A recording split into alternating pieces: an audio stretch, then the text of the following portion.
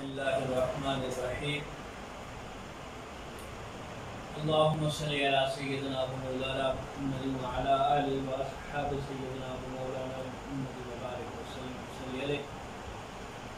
دوستان محترم و محتشم، آج ہم نے درس بخاری شریف کے اندر باب الامر باتباع الجنائز میں سے ایک حدیث پاک کی وضاحت پڑھنی ہے۔ اللہ رب العزت ہم سب کو آقا کریم علیہ السلام کے فرامین پہ عمل پیرا ہونے کی توفیق عطا فرمائے۔ یہ روایت حضرت براء رضی اللہ تعالی عنہ سے روایت کی گئی ہے، مروی ہے عن البراء رضی اللہ تعالی عنہ قال امرنا النبی صلی اللہ علیہ وآلہ وسلم بسبع ونہانا عن سبع۔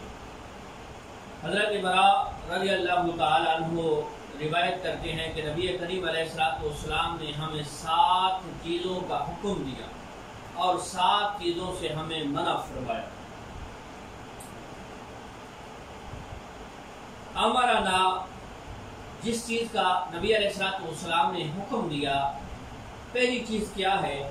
فرمایا باتباع الجنائز، کہ نبی کریم علیہ السلام نے 7 چیزوں کا ہمیں حکم فرمایا۔ ان میں سے پہلی چیز یہ ہے کہ جنائز کے ساتھ جانا، یعنی جنازہ میں شریک ہونا، جنازے کے ساتھ چلنا۔ کوئی فوت ہوتا ہے تو اس کی نماز جنازہ کے اندر شریک ہونا، یہ آقا کریم علیہ السلام کا حکم ہے۔ دوسری چیز وعیادت المریض، کہ دوسری چیز مریض کی عیادت کرنا۔ کوئی بیمار ہوتا ہے تو اس کی بیمار کرسی پہ جانا، یہ آقا کریم علیہ السلام حکم میں فرما رہے ہیں۔ یہ حضرت براء فرماتے ہیں نا، امرنا النبی صلی اللہ علیہ وآلہ وسلم بسبع، یعنی 7 چیزوں کا آقا کریم علیہ السلام نے حکم فرمایا۔ پہلی چیز باتباع الجنائز وعیادت المریض، دوسری چیز کسی بیمار کی بیمار کرسی کے لیے جانا، عیادت کے لیے جانا، یہ آقا کریم علیہ السلام نے حکم فرمایا ہے۔ تیسری چیز واجابت الداعی، کہ اگر کسی نے آپ کو خلوص کے ساتھ دعوت دی ہے، آپ کو کوئی دعوت پیش کی ہے، اس سے مراد محدثین کرام نے دعوت کریمہ بھی لکھا ہے، یا اچھی کوئی دعوت دی ہے تو اس دعوت دینے والے کی دعوت کو قبول کرنا، یہ آقا کریم علیہ السلام کا حکم ہے۔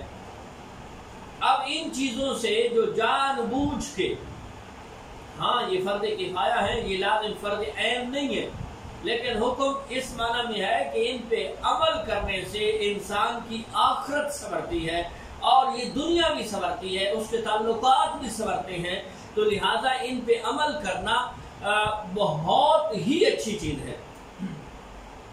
چوتھی چیز ہے ونصر المظلوم، کہ جو مظلوم ہے، جس پہ کوئی ظلم کر رہا ہے، اس بندے کی مدد کرنا۔ آج پرفتن دور ہے، آج مظلوم کی مظلومیت سے لوگ فائدہ اٹھاتے ہیں اور ظلم کرنے والوں کے ساتھ چلتے ہیں۔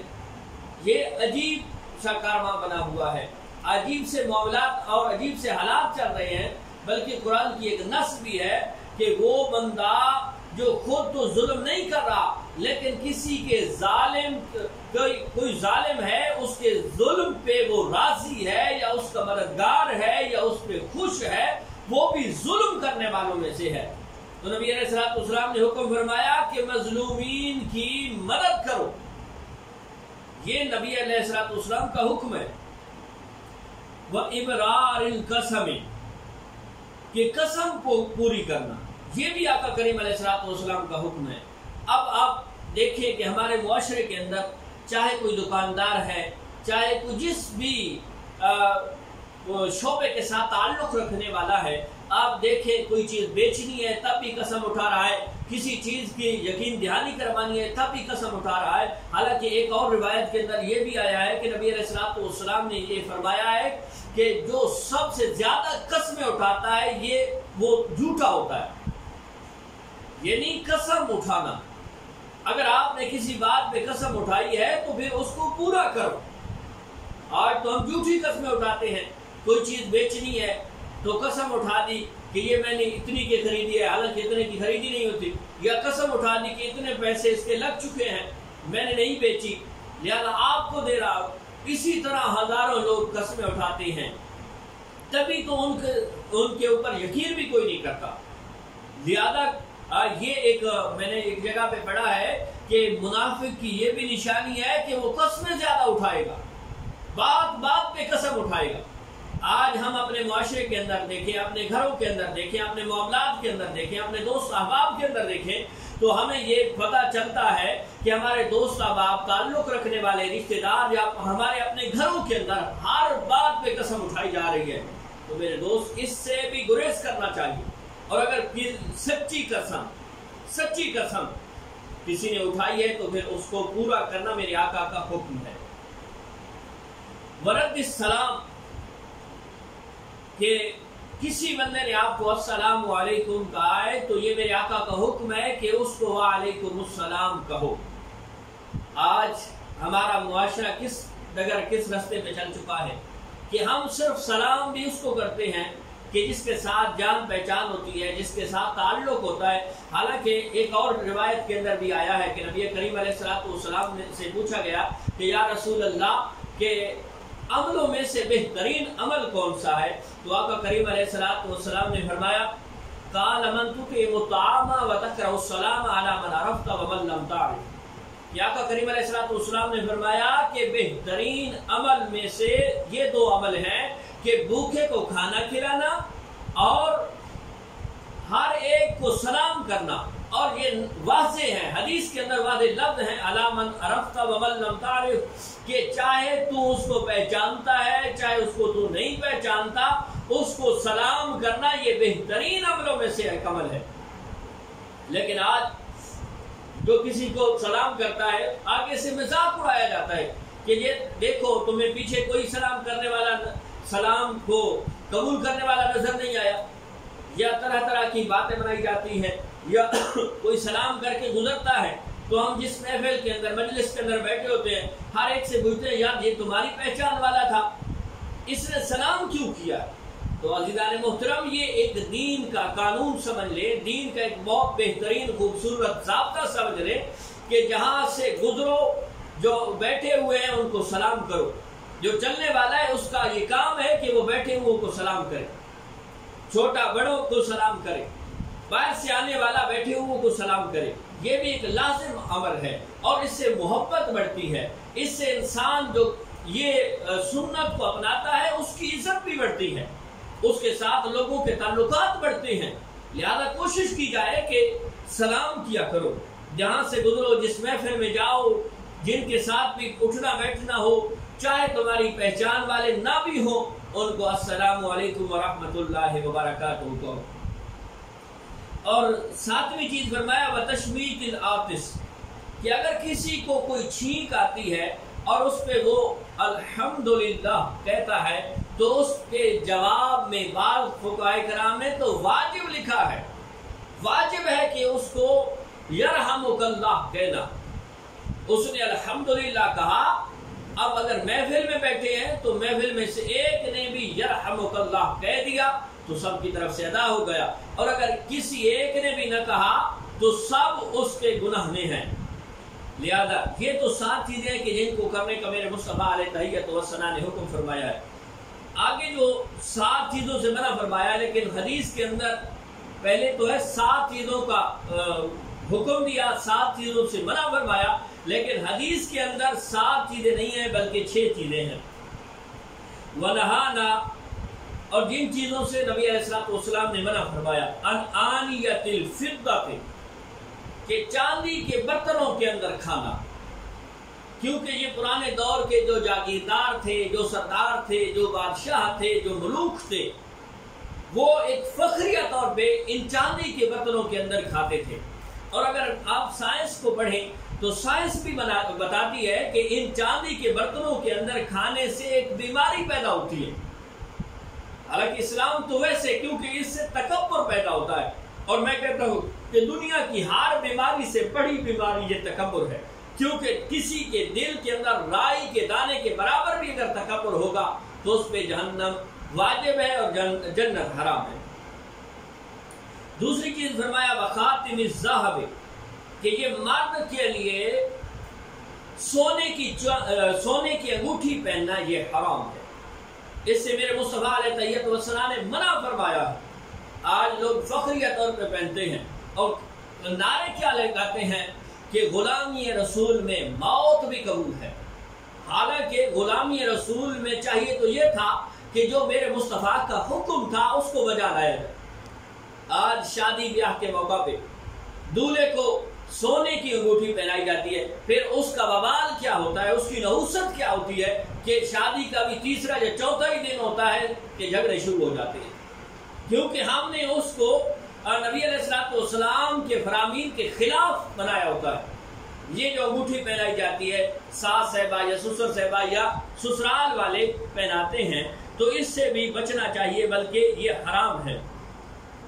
آگے 4 چیزوں کا ذکر ہے، یہ والحریر والدیباج والکسی والاستبرق، کہ یہ چاروں چیزیں یہ ریشم کا لباس ہوتا ہے، یعنی یہ ریشم کے لباس میں سے کوئی کرتا کہہ لیں، ابا کہہ لیں، یعنی یہ مرد کے لیے ٹوٹلی طور پہ حرام ہے، یہ حرام ہے۔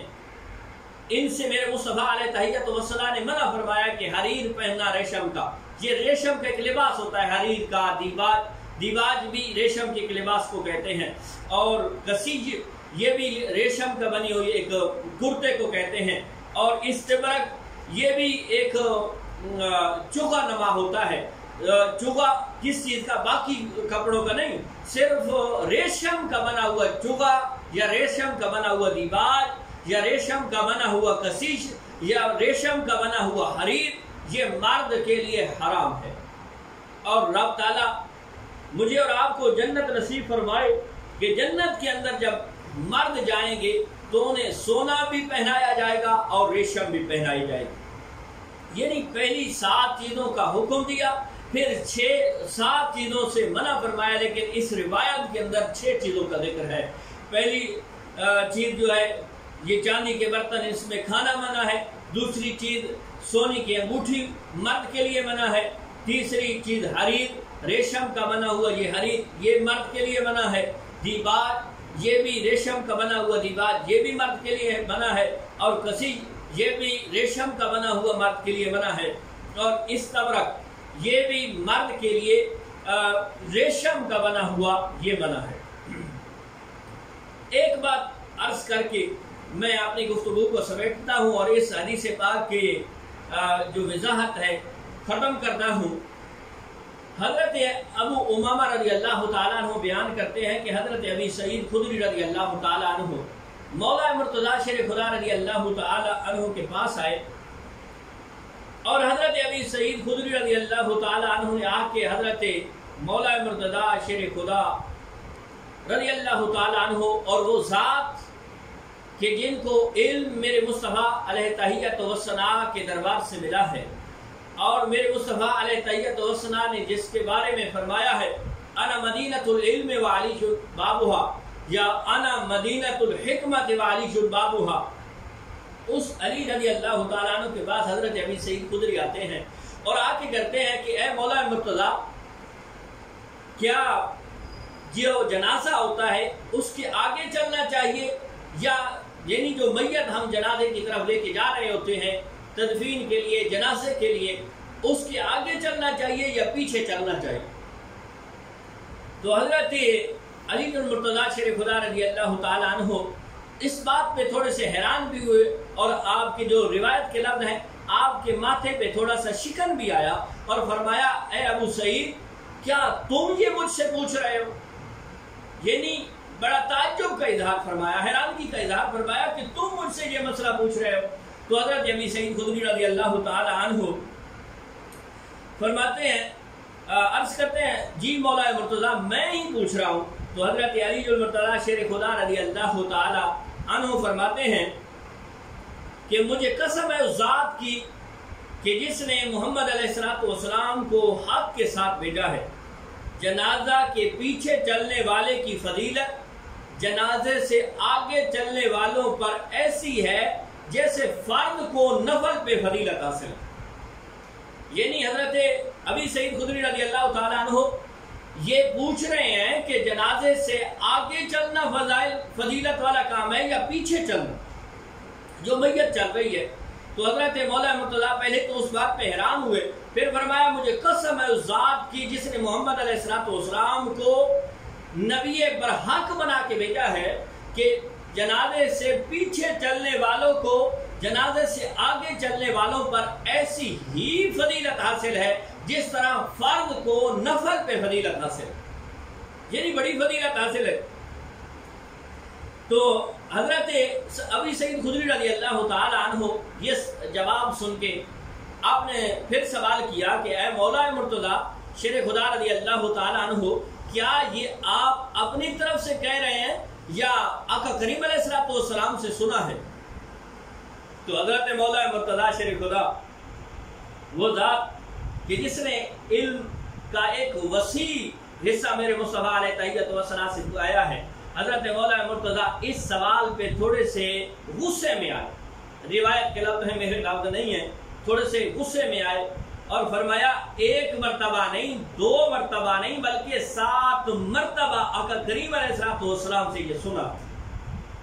پھر حضرت ابی سعید خدری رضی اللہ تعالیٰ عنہ جب یہ جواب سن چکے کہ فضیلت پیچھے چلنے کی ہے اور پھر مولا مرتضیٰ نے بتا دیا کہ نہیں 7 مرتبہ میں نے آقا کریم علیہ السلام سے سنا ہے، تو حضرت ابی سعید خدری رضی اللہ تعالی عنہ کہنے لگے کہ اے مولا مرتضیٰ، میں نے ایک انصاری کا جنازہ میں شریک ہوا ہوں جس میں حضرت ابو بکر عمر رضی اللہ تعالی عنہما میت کے آگے یعنی جنازے سے آگے چل رہے تھے، جنازے سے آگے چل رہے تھے. حالانکہ آپ نے فضیلت بتائی ہے کہ جنازے کے پیچھے چلنا فضیلت ہے، اور پھر اتنے بڑے شیخین کریمین حضرت ابو بکر صدیق اور حضرت عمر فاروق رضی اللہ تعالیٰ عنہ یہ جنازے سے آگے چل رہے تھے. تو مولا مرتضیٰ شیر خدا رضی اللہ تعالیٰ عنہ اس بات پہ مسکرا پڑے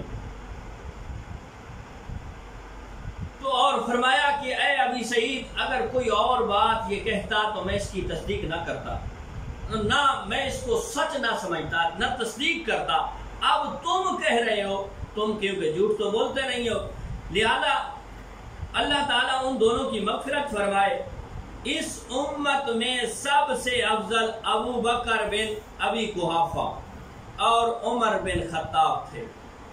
یہ کیونکہ حضرت شیخین کے کریمین کے اس دنیا سے جانے کے بعد حضرت مولا مرتضیٰ سے سوال کیا گیا.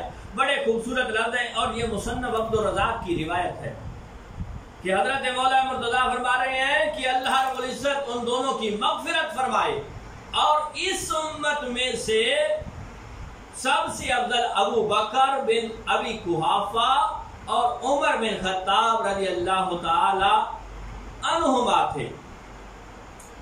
اچھا، پھر اللہ ہی کو علم ہے کہ اب وہ کہاں ہیں.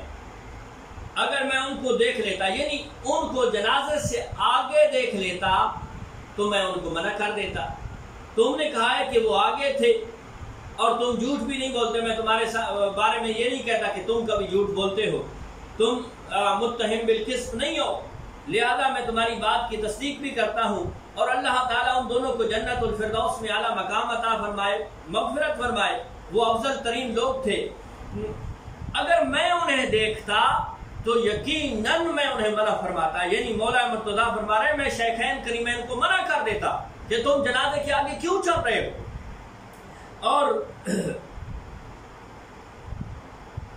اور حضرت مولا مرتضیٰ شیر خدا رضی اللہ تعالیٰ عنہ فرماتے ہیں کہ انہوں نے بھی نبی علیہ السلام سے سنا ہے، اور آقا کریم علیہ السلام اس چیز کو ناپسند فرماتے تھے کہ کوئی جنازے سے آگے چلے.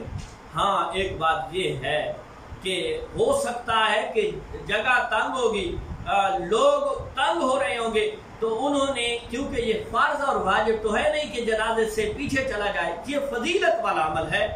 اگر کوئی کرتا ہے تو اس کو اجر و ثواب بہت زیادہ ملتا ہے، جس طرح کوئی نفل پڑھتا ہے اور کوئی فرض پڑھتا ہے.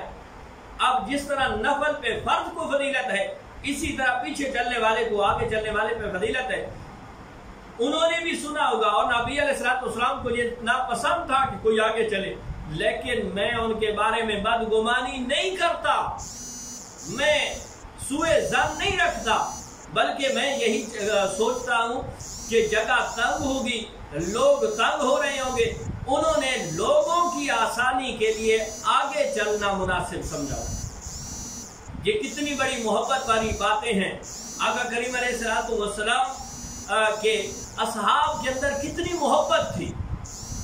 اب اتنی واضح بات آ گئی لیکن محبت بھرا جواب دیا، فرمایا ان دونوں کی اللہ مغفرت فرمائے کہ وہ دونوں افضل تھے اور انہوں نے بھی نبی علیہ السلام سے سنا تھا، لیکن میری سوچ، میری فکر، میرا گمان یہ کہتا ہے کہ وہ لوگوں کی پریشانی کی وجہ سے، تاکہ لوگوں کو تکلیف نہ پہنچے، لوگ مشقت میں نہ آئیں، اس لیے لوگ تنگ دل نہ ہوں، لوگوں کے لیے تنگ دستی نہ بنے، اس لیے وہ آگے چل رہے ہوں گے۔